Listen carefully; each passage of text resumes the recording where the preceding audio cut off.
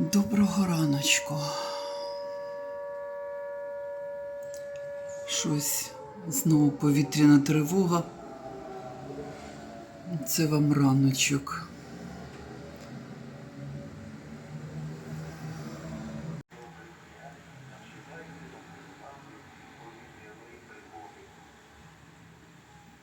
Друзі, всім привіт! Сьогодні 4 червня і зрання плюс 13. Тому я в такій жилетці. Сьогодні обіцяють взагалі плюс 22, але зрання плюс 13. Друзі, і що я хочу вам сказати. Вирішила я на повтор взяти собі півонії. Мені так сподобались ті мої рожеві півонії, що я вирішила сьогодні теж взяти собі і повторити, тому що, по-перше, від них іде аромат по всій квартирі, а по-друге, ви ж самі бачили, як вони красиво розквітають і яку радість вони тільки приносять, друзі. Вони приносять радість. От сьогодні такий день, знаєте, хмарний, і тому сьогодні не планую ніяких прогулянок. Планую зараз прийти додому, щось, може, приготую. Чому може? Тому що ще вчора варила супчик із копченими ковбасками, до речі. І вчора в мене була піца. Зараз покажу, як я її купувала. Зайшла в Домінос піцу, хочу дещо взяти, тому що готувати зараз, мабуть, не буду. Просто буде піца. А може ще щось приготую, але буде піца як основа. Сижу, чекаю піцу. Замовила піцу.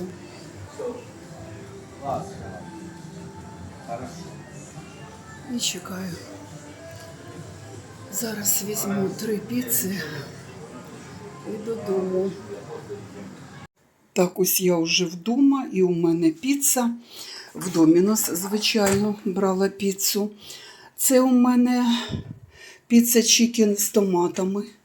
Я так зрозуміла. Так, вона гаряча. Це ж 2 кроки від квадрату, і я вдома. Ой, вона трішечки поповзла, нічого, я так несла, знаєте. Так, груша і дорблю. Це чикен-кебаб, а третенька чикен-кебаб. Все прекрасно і замечательно. Ось такі ділішки. Так, зараз прийдемо додому, будемо спілкуватися.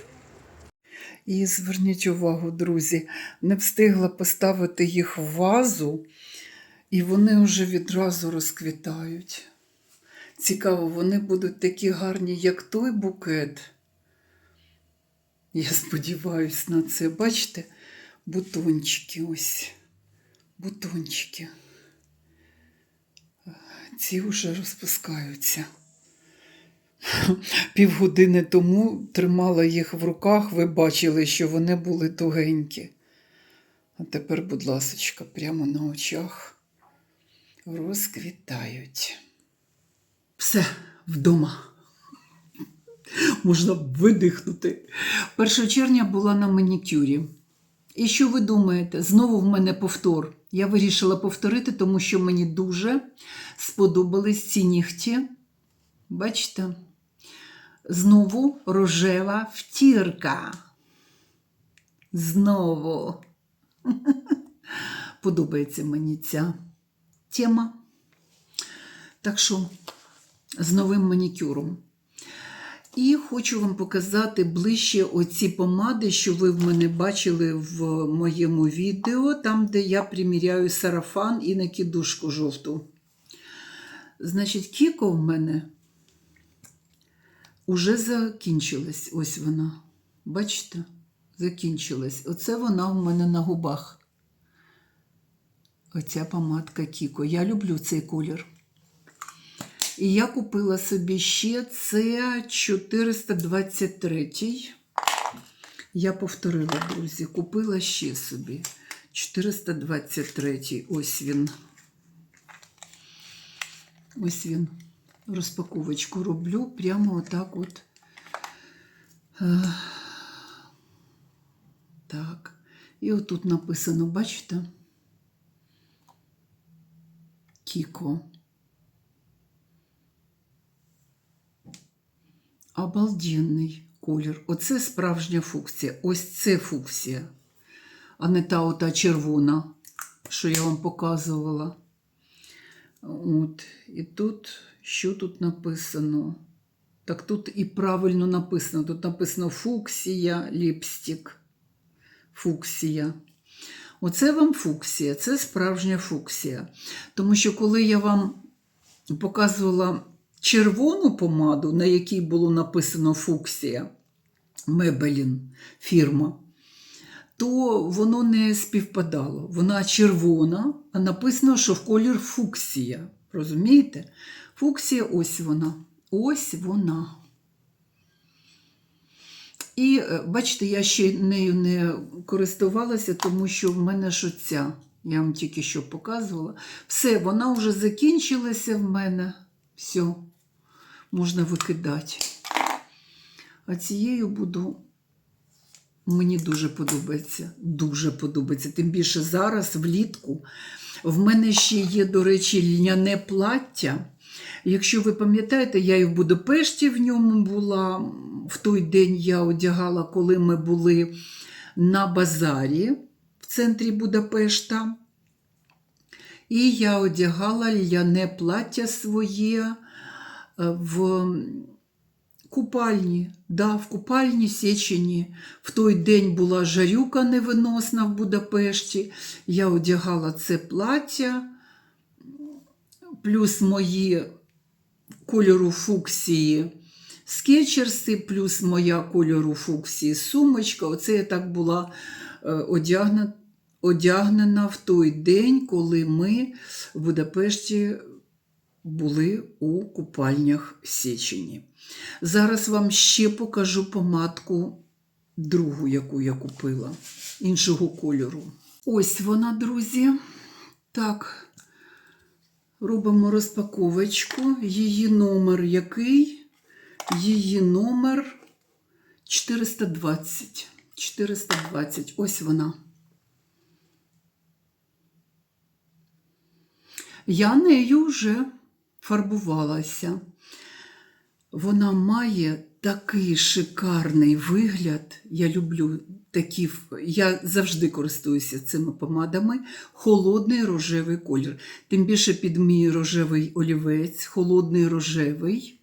Це специфічний рожевий, це ось холодний рожевий колір. Це красивий. Під той олівець шикарно виходить. Я, до речі, тою помадою була намазюкана, коли робила огляд сумок. Вчора оцією помадою я була намазана. Так що, дві помади. Коротше, оці помади Кіко із італійського бутіка Мілано. Оце крута тема. Подобаються мені вони. Я вам нещодавно показувала L'Oreal. Два кольору в мене є.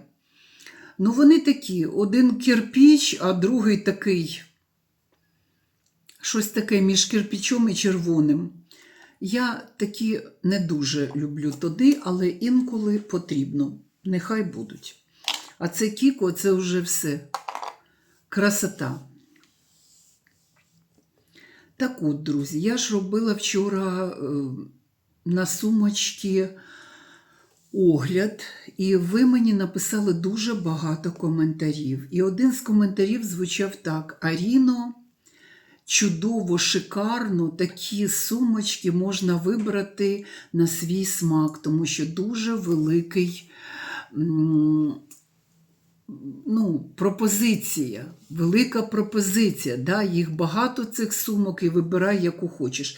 Так, друзі, я відповіла цій глядачці, що колись моя перша шикарна сумочка була з Югославії, і купила я її у фарцовщика. Це були Зараз вам скажу, це була середина 80-х років. Середина 80-х років. Послухами фарцовщиків я користувалася і в 90-ті роки, не тільки в 80-ті, і в 90-ті роки. Ця людина, до речі, у якої я купила сумочку, він уже давним-давно має паспорт громадянина США. Він поїхав дуже давно, ще в 90-ті роки, але починав він тут фарцовщиком, щоб ви розуміли, які люди, який менталітет. Очевидно, це якесь, знаєте, я завжди думаю, може це правильна позиція життєва, а не така, знаєте, чесний, ти чесний громадянин, працюєш, платиш податки, не крадеш в розмірах державних, да? Нічого не робиш. А чому в тебе немає будинка, вілли чудової, да? Якщо ти не житель Заходу України, тому що на Заході України там вони вілли будують за свої трудові мозолі, працюючи в Європах. А я говорю про наш регіон. У мене таке враження, що статки такі і маєтки, подивіться, конче заспаладна, я мовчу. А сакарки хоча б подивіться. Скажіть мені, тільки чесно, ким треба працювати, ким треба бути в житті, щоб побудувати собі такий будинок з червоним дахом? Де ви працюєте?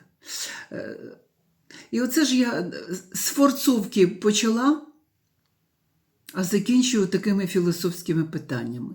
Де можна було працювати все життя, щоб побудувати такі будинки? Ви ж знаєте, що якщо так чесно, халупу якусь купити я можу і зараз. Сьогодні я можу піти і купити халупу, в яку треба вкласти повно грошей, ремонт і т.д. і т.п. А я ж хочу віллу з газоном, не з городами, з квітником. Бажано, щоб біля цієї вілли крутилося багато робітників. Садовник, щоб він мені постригав туї, робив ландшафтний дизайн, доглядав за квітами. І крім садовника, це ж треба ще багато-багато трудівників, які будуть біля цієї вілли ходити.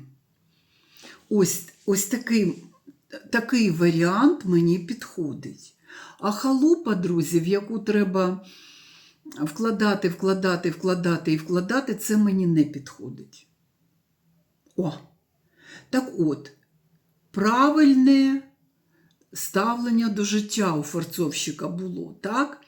Людина явно досяг чогось там і, починав з фарцовки. Це було чесно? Ні. Я ж про чесність, я зараз про чесність. Хто ти будеш в житті, якщо ти будеш чесним? Ось я про що, друзі. Так чекаю коментарів, що ви мені хочете сказати.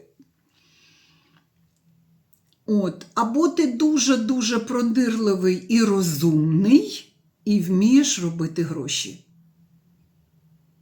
Тоді честь і хвала. Друзі, честь і хвала. Це нічого не кажу. Тоді да. Якщо вам в спадок перейшов дім, це інша справа, це не ваша заслуга, це ваші родичі постаралися. Я про тих людей, які самі з нуля роблять собі такі статки, такі маєтки. Розумієте? Про що я? Ті наші керівники, які в 90-ті роки, як Юлька Тимошенко, які в 90-ті роки, там, як вона казала, що я починала з відеозала. У неї там якийсь був відеозал в 90-ті роки, і, люди ходили, дивилися відео по цих величезних касетах, і, платили гроші. Такі часи тоді були. Друзі, я не знаю, хто що з чого починав, але той, хто почав у 90-ті, той закінчив величезними статками. Ну, це мої думки вслух. А ви напишіть, що ви про це думаєте. Бачите, почали з помад, закінчили сумками. Так от, це ж була моя сумочка югославська, яку ніде не можна було дістати. Я зараз пам'ятаю, яка вона була. Вона завбільшки була отака, десь отака, квадратненька, білий лак, переплетені такі сегменти в сумці, золота застібка і, як не дивно вам, довга ручка через плече. Це 80-ті роки. Довга ручка через плече. Тільки тоді не носили отак от навхрест, як ми зараз носимо кросбоді. А тоді носили на одному плечу. Отак от її вішали і йшли. Друзі, сумка була така, що на мене всі дивилися, коли я заходила в метро, коли я йшла по вулиці. Речі в мене завжди були дуже красиві. Тому що я ще раз повторюю, я в ті часи одягалася у фарцовщиків. А ви скажете, так ви ж були молоді, де ви брали гроші? Друзі, мені тато давав гроші. Він був водієм таксі. Він мені постійно давав гроші. У мене були гроші. Я була дівчинка з карманними деньгами, з хорошими. Ну, таке було, да. Такі часи були. Такі були часи. А зараз так. Приходиш в бутік, перед тобою багато пропозицій, і ти можеш собі дозволити купити те, що ти хочеш. Це те, про що ми, мабуть, мріяли в 90-ті роки. А потім розвалився оцей союз, Савдєпія оця розвалилася, за якою деякі дуже до сих пір переживають і думають, і жалкують, що воно розвалилося. Так от воно розвалилося і пішла жара. Пішли переміни в суспільстві, ринкова економіка, ну і так далі, і так далі. Тобто суспільство дуже змінилося, і життя наше, і рівень життя. Ви раніше в 90-ті роки про стиралочку могли тільки мріяти, да? Стиральна машина. А зараз, будь ласка, на будь-який кошельок, на будь-який дизайн, на будь-яку марку. Я ж робила, до речі, якось, ви бачили мій огляд, ми з Колею робили. В проспекті заходили, показували вам телевізори, стиралки. Все це, ну, слухайте. І той, от, знаєте, хто виїхав в 90-ті роки, вони не розуміють, що у нас інший рівень життя. І якщо б зараз сказати, от ти хочеш там в Америку, да? Багато людей би сказали ні. А що туди, чого туди хотіти? От ви знаєте, я статистику недавно бачила, що в США приблизно 164, по-моєму, вбивства в день. Отака країна, криміногенна. А всі думають, ой, це ж демократія та такий розвиток країни, це старі стереотипи, друзі. Ну, розумна людина розуміє. І от нещодавно Америка, до речі, святкувала 250-й день народження. Да? Країні 250 років. І Києву 1544 в цьому році. Наскільки я не помиляюсь, да, 1544 роки. Про що ми говоримо? Тут кожна вулиця, кожний камінь, кожна споруда, особливо церкви наші, це дихання історії. Розумієте? А там молода країна, демократія, ну грошовита країна, грошовита, так. Розумієте? І, а у нас історія. Це на ваги не поставиш. Розумієте? Який розвиток. У нас безпечна країна, що не кажи, хоч у нас і війна. До війни пригадайте, якщо таку статистику, яку американську я щойно назвала, у нас такого не буде, не було і не буде, я так думаю. Розвиток, ментальність інша. Ну, отак, знаєте, отак от думаєш і думаєш, так де краще жити зараз на білому світі? Тут, в Європі, в Америці, де? Кожен для себе ці питання сам вирішує і кожному добре там, де йому добре. Мені добре в Україні. Так, ми страждаємо від війни, від всього, ви знаєте, самі по собі, який стан після цих атак. Але в цілому, ми коли приїхали з Польщі, тоді в 22-му році, ми цілували землю в буквальному смислі цього слова. Це були сльози радощів і сльози радості. Тому що ми повернулися додому. Ось така ситуація, друзі. Ну що, пишіть свої коментарі. Дуже цікаво читати ваші філософські думки. І до зустрічі на каналі. Ходіть здорові!